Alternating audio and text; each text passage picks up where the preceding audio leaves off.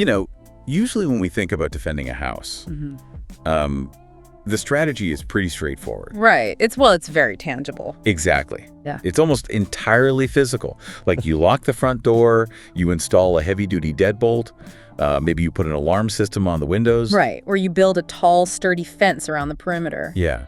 And you feel secure because your physical boundary is, it's intact. You can literally walk the perimeter, touch the walls, and know exactly where the dangerous outside world ends. And where your safe, private, inside world begins. It's a comforting way to view security because it just relies on geometry and physics. I mean, if the wall is thick enough, you are safe. Yeah, that's how humans have thought about defense since the invention of the castle, really. But I want you to imagine, to the listener, imagine you've built this impenetrable fortress, and you're sitting inside, on your couch, feeling completely safe. Okay. And then without anyone ever picking a lock, without a single window being shattered or an alarm being tripped, you suddenly start questioning whether you even own the house. Oh, wow. Right, you look at the front door and start believing it's actually the back door. Or worse, you become entirely convinced of your own completely free will to stand up, unlock that heavy-duty deadbolt, and invite the intruder inside. Offering them a cup of coffee. Exactly. The physical defenses didn't fail. They weren't even tested. The reality you perceived just shifted entirely. That is a deeply unsettling scenario. I mean, it completely bypasses the concept of physical security and goes straight to the foundational level of human perception. Right, because if you can change what someone believes to be true, you don't need to break down their walls. They will literally dismantle the walls for you. And that deeply unsettling feeling, that vulnerability of the mind itself, is exactly where we are going today. Welcome to a brand new deep dive. We are exploring the hidden battlefield of the human mind. And we've got quite the stack of source materials for this one. Oh yeah, we've been digging through massive declassified CIA internal histories, congressional committee transcripts from the 70s, modern military theory journals, and some incredibly dense legal scholarship. Our mission today is to uncover how intelligence agencies have historically attempted to control information, influence human behavior, and, conduct mass surveillance in the name of national security. And, crucially, the fierce, ongoing democratic struggle to hold them accountable. Because it is a struggle. It is a profound structural tug of war. I mean, on one side of the rope, you have the state's absolute mandate to protect its citizens in a highly dangerous world. Right. But on the other side, you have the non-negotiable democratic requirement for transparency, the rule of law, and, the fundamental rights of the individual. And to you listening right now, I really need to make something clear before we get going. This is not just dusty, ancient Cold War history. No, not at all. Whether you are scrolling through a news feed on your phone right now, or trusting an investigative report from a major journalist, or just assuming that your data is private, this invisible tug of war affects your daily reality. Absolutely. We are going to journey from the analog LSD-fueled paranoia of the early Cold War. Which is wild, by the way. Completely wild. To the infiltration of the American press, then through the dramatic congressional backlash of the 1970s, and finally we'll arrive at the modern digital era of NSA mass surveillance and what military theorists call cognitive warfare. So let's unpack the philosophical justification first, because before we can look at the specific shocking programs, we have to understand the mental framework of the people who authorized them. Right. Why did a democratic government turn to covert psychological tactics in the first place? Exactly. When you dig into the declassified memos from the early 50s, there's this one specific internal CIA document titled Psy-War in Intelligence Operations. And it really lays bare their mindset. What's fascinating here is reading through that document, the sheer scale of the perceived threat is palpable. You really have to put yourself in the shoes of Western intelligence officers back then. Looking across the Iron Curtain. Yeah. They were seeing an adversary that was fundamentally different from the nation-states they fought in World War II. Yeah. The Soviet Union wasn't just a country. It was the epicenter of a global ideological movement. And the numbers they cite in this document, they're staggering. They weren't just counting tanks. No, the CIA noted that the communists had a massive structural advantage on a human level. Like, what were the numbers?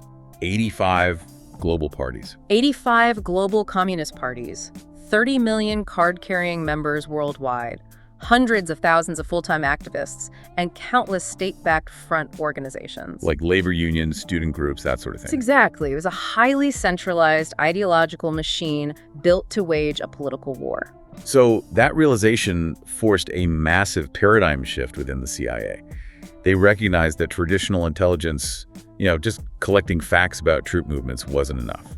Right. Passive collection was totally insufficient for an ideological war. The document notes that intelligence had to be about actively altering the environment you're operating in. Which they called the operational climate. The operational climate, yes. But here's the disadvantage for the West. Democratic institutions are inherently decentralized.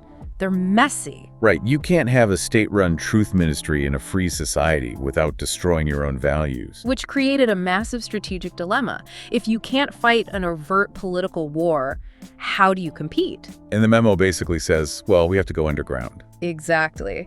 They felt forced to adopt clandestine psychological warfare, or psy-war. Democratic institutions couldn't match the scale overtly, so survival required covert psychological manipulation. Okay, let's unpack this. It's like a sports team realizing that stealing the other team's playbook isn't enough, right? They have to actively mess with the other team's morale and the fans' perceptions before the game even starts. That is the perfect analogy. It captures the proactive, manipulative nature of psy-war perfectly. And they became so invested in this strategy that they even started seeing their exposed failures as psychological victories. Oh, I found that part of the document wild. When they talk about the Berlin Tunnel. Operation Gold, yes. So the CIA and British intelligence dig this massive tunnel under the Soviet sector of Berlin to tap their communication lines. And it's an incredible feat of engineering. But eventually the Soviets discovered it. Right. And naturally, the Soviets wanted to embarrass the West. They brought in busloads of international journalists, setting up massive press tours to expose this illegal trick by the Americans. By all traditional metrics, that is a massive intelligence failure. Your secret tunnel was found. Your wiretaps are cut, you're being humiliated on the world stage. But the CIA's internal assessment was completely different. Right. The memo notes that the ensuing global publicity actually helped the West psychologically. Wait, Well, by exposing the massive high-tech operation, the Soviets inadvertently proved to the world that Western intelligence was capable and entirely willing to match wits with the communists. so it altered the operational climate in their favor by projecting strength. Exactly. Even exposed operations were seen as valuable for their psychological impact. It was a flex, an accidental flex, but still. But this is where the slope gets incredibly slippery. Because once you establish this foundational belief that survival requires covert psychological manipulation on a global scale, you lay the groundwork for some incredibly dark chapters. That is the exact logical progression. You move from manipulating the global climate to trying to manipulate the individual human mind. Which brings us to Project MKUltra. Yes. And I want to be clear about the origins here, because it didn't just spawn in a vacuum. It was born out of pure, unadulterated terror from the Korean War. The historical record shows it officially began in 1953. Authorized by CIA Director Alan Dulles and run by a chemist named Sidney Gottlieb. Right, and the catalyst was American prisoners of war appearing on international television during the Korean War, making these seemingly voluntary confessions to biological warfare, things they hadn't done. And they were publicly denouncing the United States. To the folks back in Washington, this was terrifying. The CIA became utterly convinced that the Soviets and the Chinese had literally cracked the code of the human brain.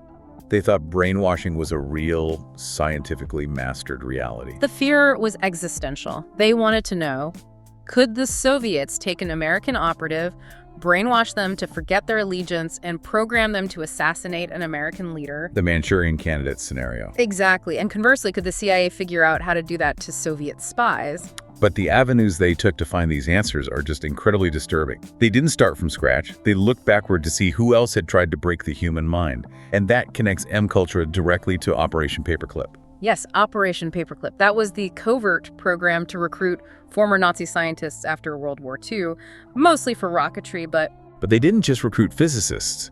They recruited medical researchers too.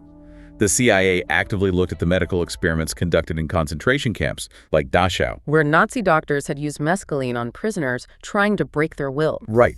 The CIA essentially looked at those horrific experiments and thought, well, the ethics are deplorable, but the scientific inquiry is what we need. They picked up where the concentration camps left off. What's fascinating here is the absolute moral compromise. They completely abandoned the principles of the Nuremberg Code, which requires informed consent for human experimentation. Because they decided the Cold War threat overrode those ethical guardrails. And the primary weapon they chose wasn't mescaline, it was LSD. Yes, newly synthesized at Sandow's laboratories in Switzerland. And the CIA was so terrified that the Soviets would corner the market on this potential mind control weapon that they decided to buy it all.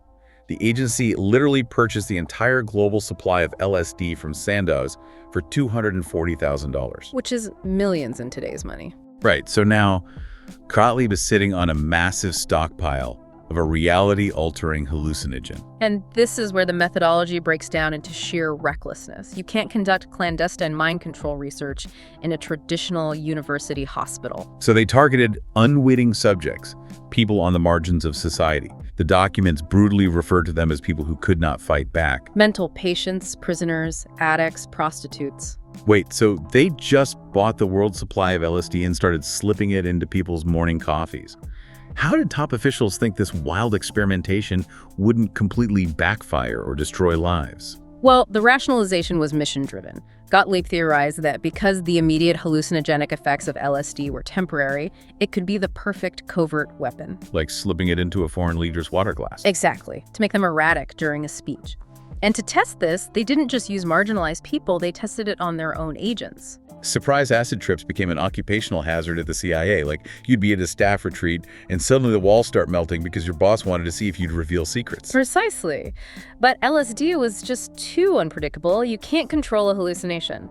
So they got desperate, leading to some of the most legally horrifying operations, like Operation Midnight Climax. Okay, Operation Midnight Climax. It sounds like a bad spy novel, but it was real. The CIA set up literal brothels in San Francisco, with one-way mirrors in the bedrooms. They hired local prostitutes, effectively making them CIA assets. Their job was to lure men back from bars and secretly slip LSD into their drinks. While CIA agents sat behind the glass, drinking martinis, taking notes on their behavior. And the brilliance of the trap was that the victims had zero recourse. A married man in the 1950s isn't going to the police to say a prostitute drugged him. No, you stay silent. But the experimentation wasn't just in seedy brothels. It reached prestige medicine, Sub-Project 68 in Canada. Yes, run by Dr. Ewan Cameron. He was a highly respected psychiatrist, president of the American Psychiatric Association. The CIA funded his research through a front organization. Cameron believed in depatterning, right? Erasing the existing personality to reprogram a new one. Exactly. And the CIA saw obvious intelligence applications, but his methods were psychological torture.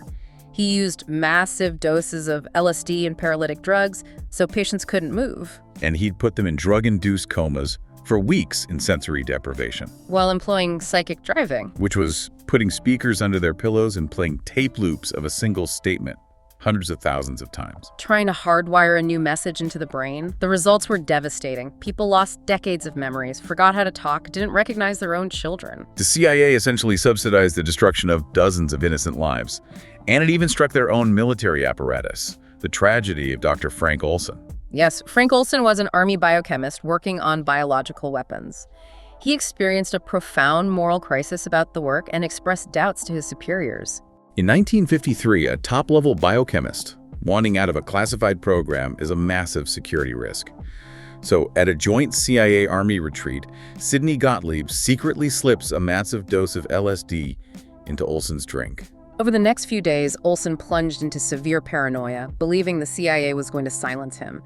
They sent him to New York to see a CIA-cleared psychiatrist. And on November 28, 1953, Olson allegedly crashed through the closed window of his 13th-story hotel room and fell to his death. The official story for decades was suicide. They even offered the family a settlement in the 70s.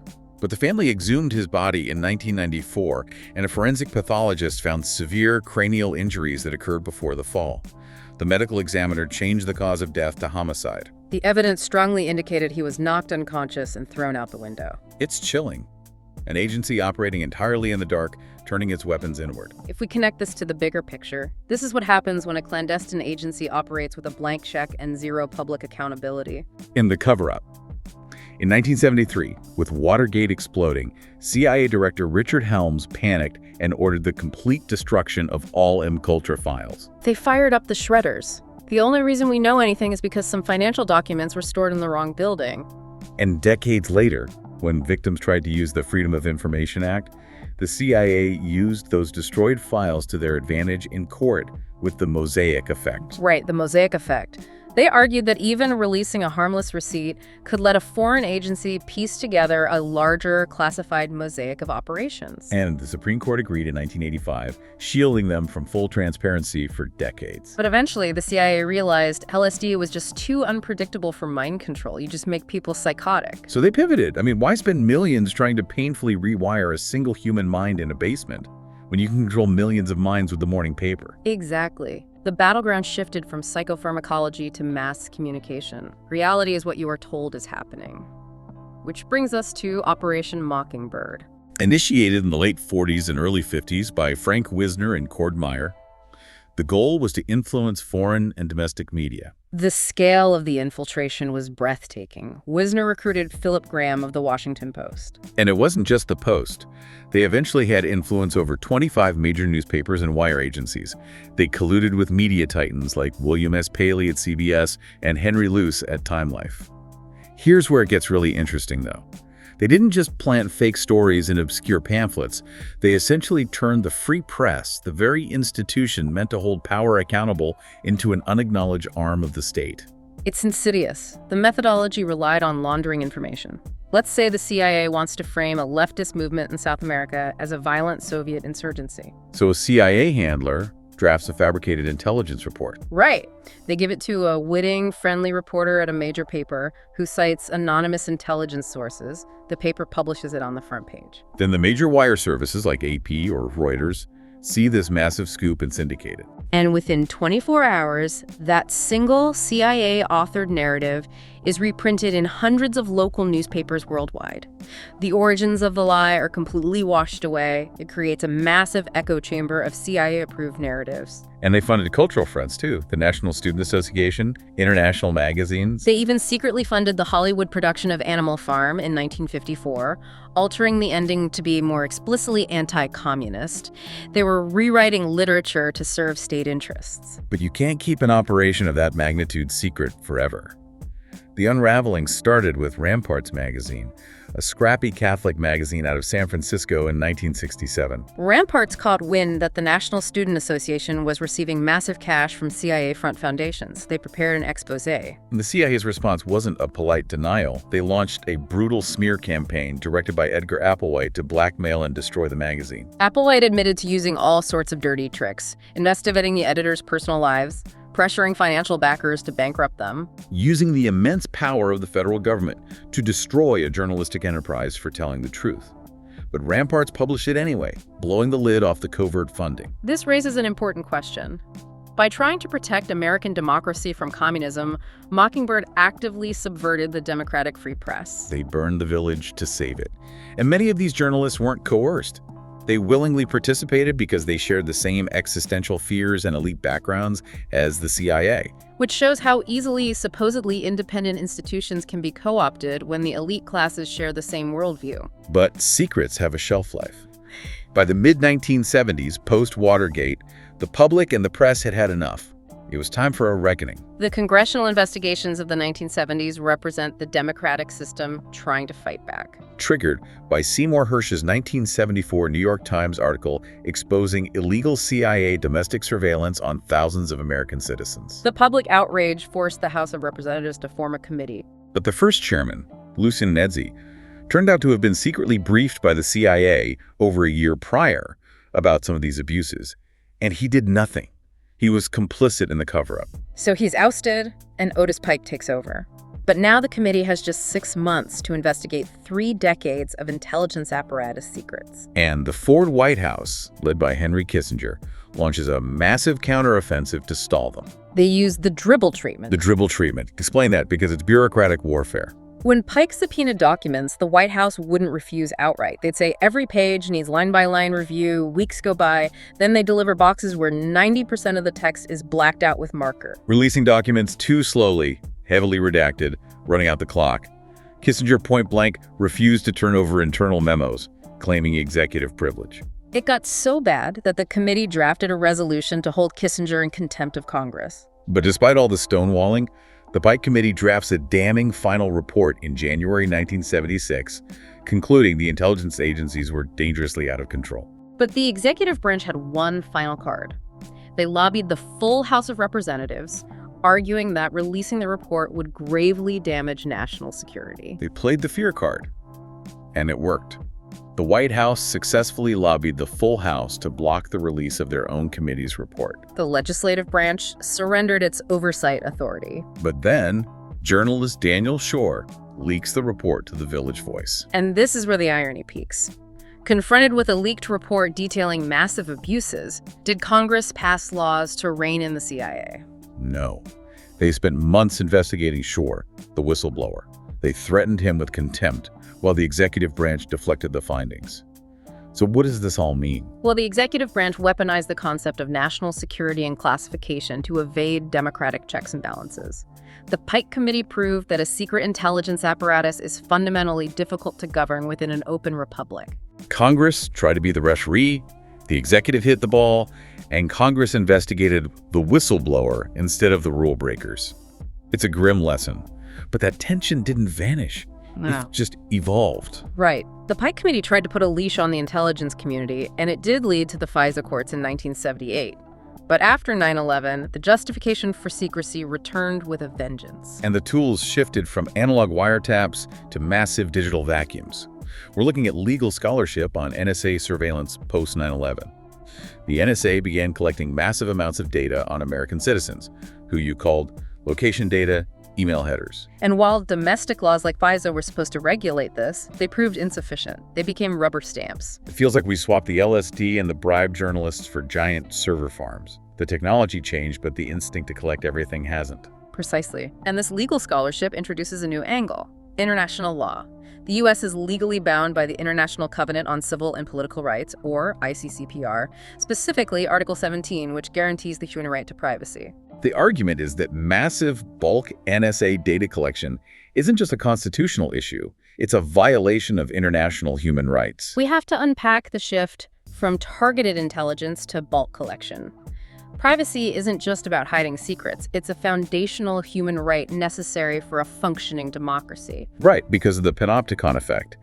If you know the state is collecting all your digital interactions, it creates a chilling effect. You police your own behavior. Exactly. It fundamentally alters your behavior, free from coercion, which is why global oversight mechanisms are needed when domestic ones fail. So if mass surveillance is the modern intelligence gathering tool, what is the modern equivalent of Psywar and Mockingbird? Today, military thinkers call it cognitive warfare. We're analyzing an article from the Small Wars Journal titled Governing Cognitive Warfare at Ecosystem Speed.